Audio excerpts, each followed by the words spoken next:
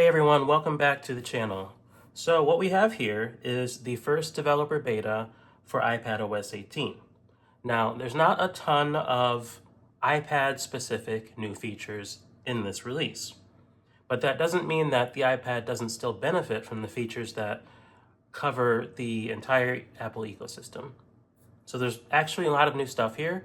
Just the Apple Intelligence stuff alone, Apple's AI stuff, by itself would be enough. Which, by the way, the Apple Intelligence stuff is not in this build, so I won't be showing any of that today. I won't even really be talking about it much. I just recommend you go look at the Apple keynote. There is so much in that Apple Intelligence section, it's hard to sum up, so you should just go watch the keynote for yourself. But for iPadOS 18, what I want to do is give you a first look at some of the new features, focus mostly on customization and some of the new apps we have, and some updates to existing apps. So let's go ahead and get started. So we'll start with, from the lock screen, this is the new default wallpaper. It's nothing special, but here it is. And we get to the home screen and everything looks pretty much the same. But iPadOS 18 actually enables a host of new customization options on the home screen. The first thing is that you have more free placement of your app icons on the home screen. I'm going to try to show this here, but it's been pretty buggy for me in beta 1. So if I want to move books, yeah, see, this is eventually, I'm going to get a free space here. Yeah, you can see I got some spaces in here, but this still wants to do that rearranging thing. So I can't, see, and it's been creating folders for me that I don't want. Can't seem to move this widget. There we go. Yeah, moving widgets totally screws this up, by the way, so far. Hopefully that gets better in the betas. But you can see you're able to more freely place icons. You can have spaces between the icons. It's just a little buggy right now, which is fine. The next thing I want to show is the app tinting, which is kind of a theming of icons you're able to do, which if you look at the screenshots on apple.com, looks very interesting.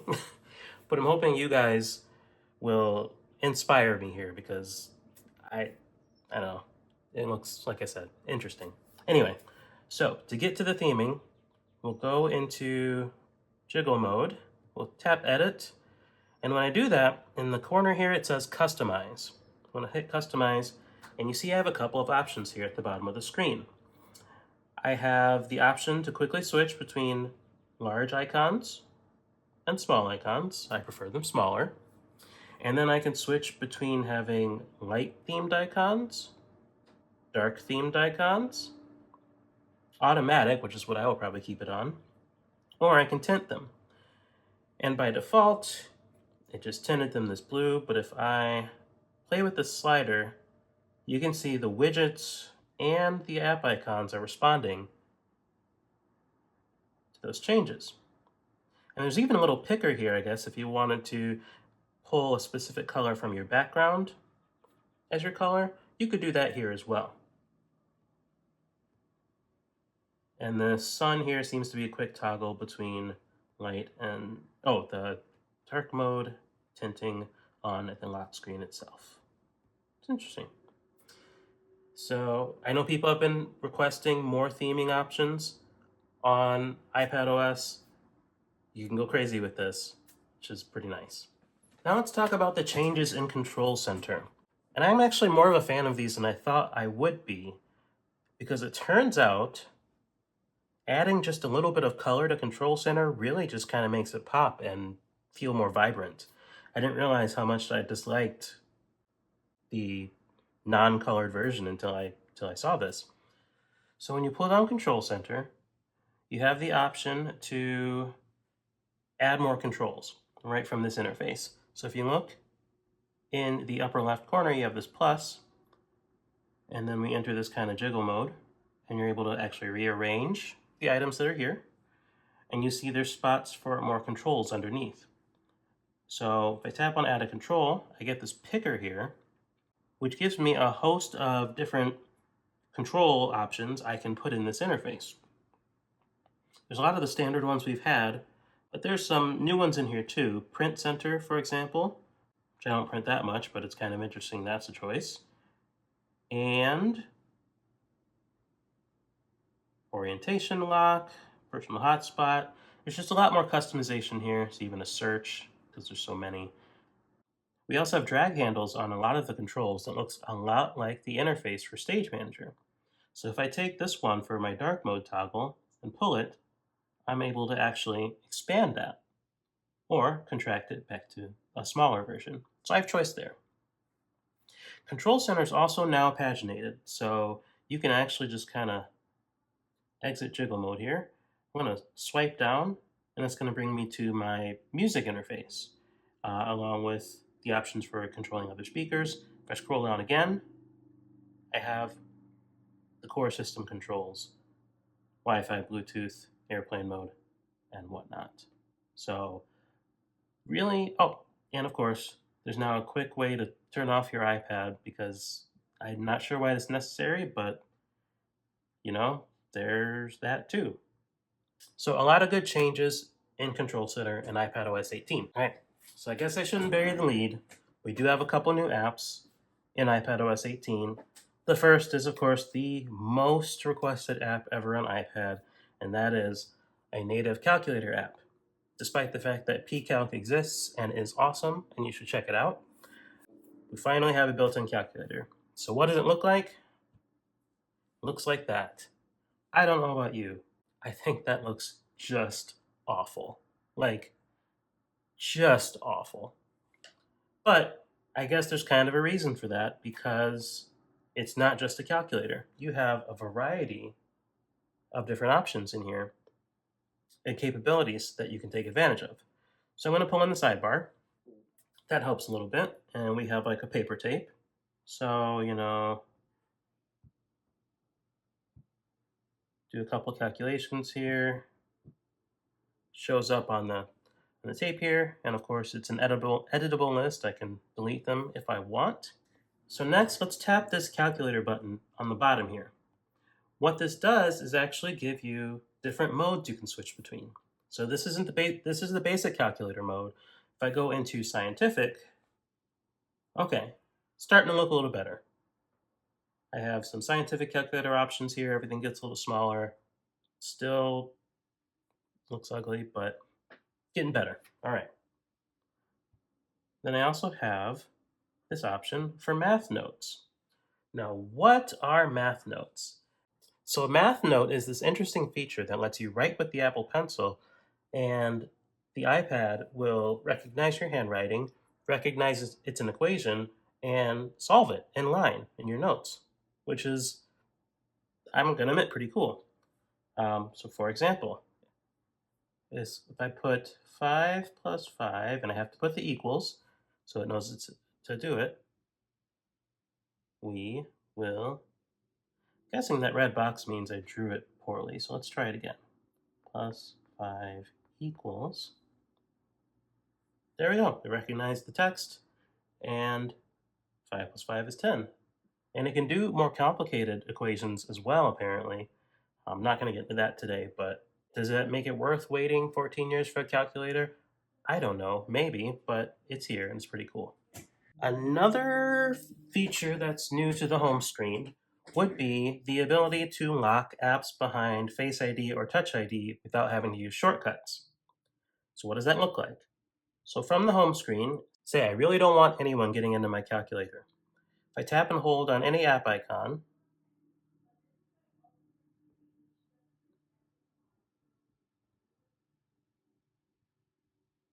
okay. So it doesn't seem to be working for every app icon yet. I'm not sure why. So I'll pick a different one. If I don't want anyone to get in the developer app, I'm going to tap and hold and get my quick actions there, which we should talk about in a second here.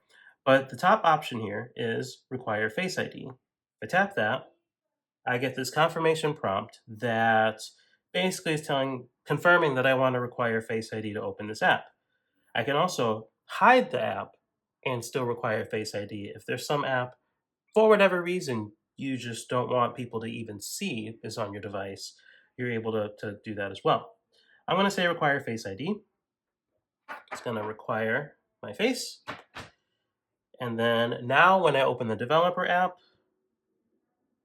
I get the screen telling me to log in with my face, and I'm in, which is pretty interesting. So let's talk about that context menu from the home screen that we just saw a second ago. If I tap and hold, you'll see I have some additional options from what we're used to in iPadOS 17. So in the case of the TV app, I can switch between either just the regular app icon or one of the widget sizes it supports. So, for example, if I tap this one, it's going to open the larger widget without me having to go into edit mode and change the widget that way. And then I can get back just as easily by tapping on this first one, and it goes back to being the regular app icon size. So that's a pretty neat way to quickly switch between widgets and apps and configure them right from the home screen. So we do have another new app in iPadOS 18, and that is the Passwords app. So this is essentially pulling the iCloud the passwords that used to be in the Settings app out of the Settings app and into their own standalone app, which are going to make them much more accessible, get people using the Passwords app to manage their passwords and use better passwords. So let's go ahead and I said passwords a lot there. I don't know why. Too many times. Let's tap on passwords here. I'm going to go into that. It seems like it is locked by default, which I guess you would expect. And we get this nice splash screen that tells you everything the Passwords app does. It supports autofill, it's encrypted, it syncs between all your devices, being Mac, iPhone, Vision Pro, and even Windows via that kind of meh iCloud for Windows app, which is great. Turn on notifications, sure, why not? And we're in. Now, of course, I don't have any passwords on this iPad, but if you did, you would see them here. There's a nice 3-pane interface on iPad. It also supports passkeys, supports your Wi-Fi password. It can just automatically populate that, which is kind of cool. It'll tell you here in the security section if it notices any of your passwords have been leaked in a data breach. And then I can also, when I tap the plus in the lower left corner, I have the option to share my passwords and passkeys with others. I'm not going to do that today, but that's an option. So a lot of people have been looking forward to this. I personally have been a 1Password subscriber for a while. I'm probably going to stick with them just because they have more robust cross-platform support. But this looks good so far. You know, it's early days. I'm sure they'll keep adding more features, but this looks like a really, really good start. And again, we'll hopefully encourage people to have better password hygiene or just to use passkeys. One of the new features Apple highlighted for iPadOS 18 was a new floating tab bar control, which seemed like a weird thing to highlight, but it actually is kind of interesting if more apps adopt it. So I'm going to go into Files here. This is actually a good example of that. And so I'm in the Files app, and I have my normal sidebar. If I rotate the iPad to portrait, you'll see I get this tab bar at the top, and it surfaces some top-level options without me having to pull in the sidebar like we used to have to do, which is just kind of a nice time saver.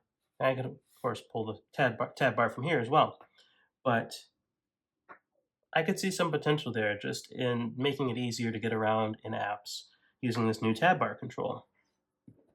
Speaking of the Files app, since we're in here, there was at least one change I noticed here. If I come into iCloud Drive, unfortunately I don't have much on this iPad, but I'm going to come in here, and I'm going to hit the grid icon up at the top here, and I'm going to go to View Options. You see we have some new view options.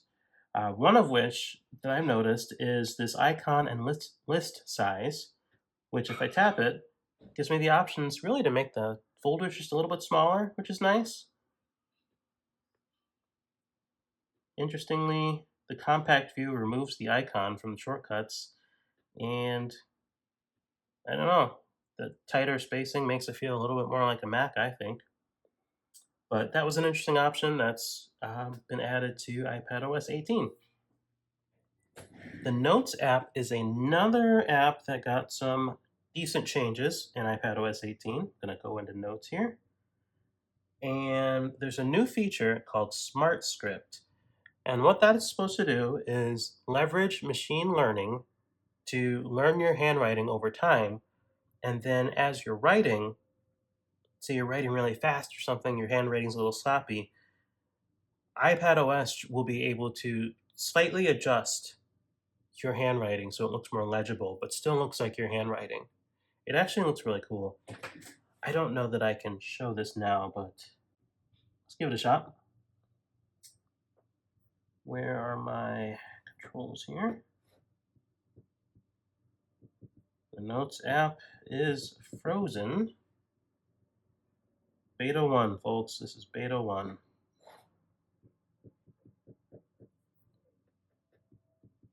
Oh, there we go. It's alive. All right. Let's try this. Okay, I'm in the wrong section. Let's start a new note. Expand this a bit. And this is a test. I'm going to tap and hold this. If I tap and hold, there's an option that says refine. And right now it's not doing anything. But I think the idea is, let's see if I can do this. Let's refine this whole thing.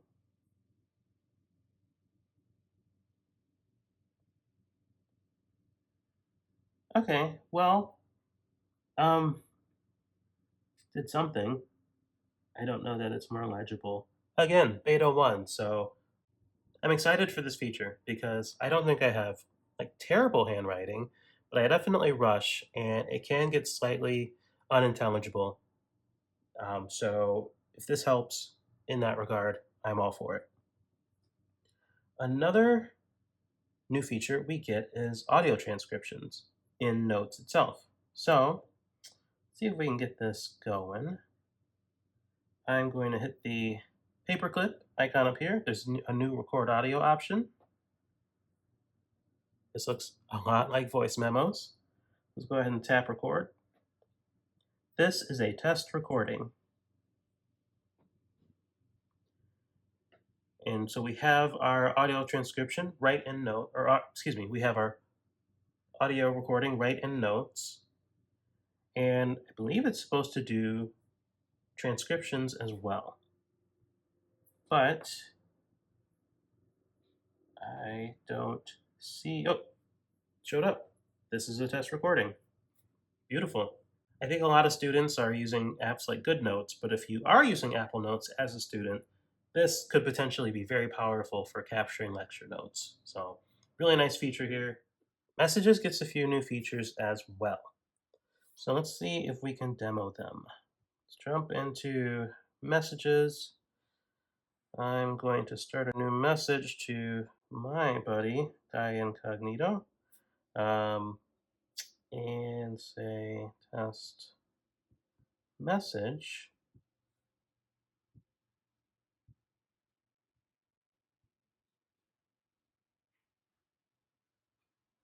I'm going to tap and hold on my own message because that's what people do, right? We react to our own messages. That's very common.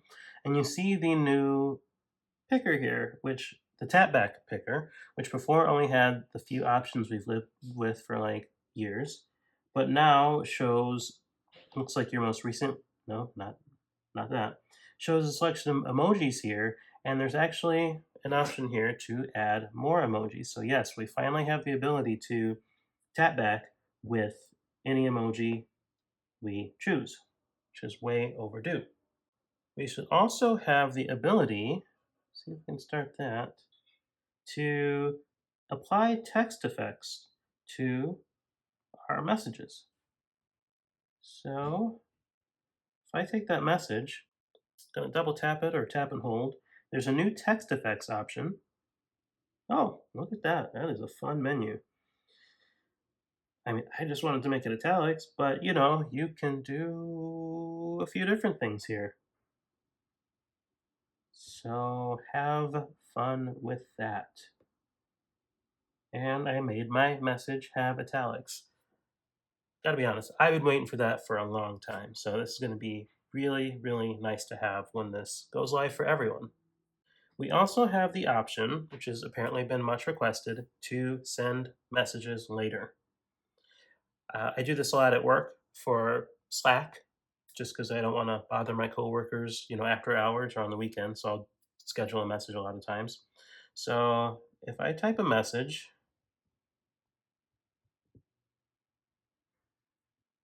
I'm going to tap and hold the send button. Nope, that's not where it is. It's where I would expect it. More. Ew, it's an iMessage app. Okay. Um, so you go into the iMessage app menu. There's a send later option. And now you get this picker that lets you choose when you want to send that message, or do you want that message to send to the recipient. Kind of wish it was in the send button, to be honest, but it's here, and that's pretty cool. So that is a new feature. Another app change I'll call out was a slight redesign to the settings app. So if we go in here, where are you settings on this device? Do it that way. All right, so we're in the settings app. And you can see just on the left-hand scroll view here, the apps section that used to be here was consolidated into its own section. But there's also been some additional consolidation here and some redesigns of these top-level menus. So for example, when I come into General, I get a definition of what this section is and then the various options under it. Same with accessibility, Bluetooth, Wi-Fi, just to help you figure out what's going on here. This is not a massive redesign of settings. I personally don't think it needed it, but these are a decent set of changes. These are a decent set of changes that should hopefully really help people navigate the interface. And that's really going to be it for what's visibly new that I found so far in iPadOS 18 Beta 1. Now, I've never really been one of those people that writes articles or makes videos about every beta during beta season. I can, if you guys are interested. I guess let me know in the comments. But otherwise, I'll just wait till iPadOS 18 is final before I do my next video about it. I'll definitely be writing about it over the summer over on the site, slatepad.org. Please go check that out. But otherwise, thank you for making it to the end of the video if you did. If you could like and subscribe on your way out, it would be much appreciated. And I will catch you in the next one. See ya.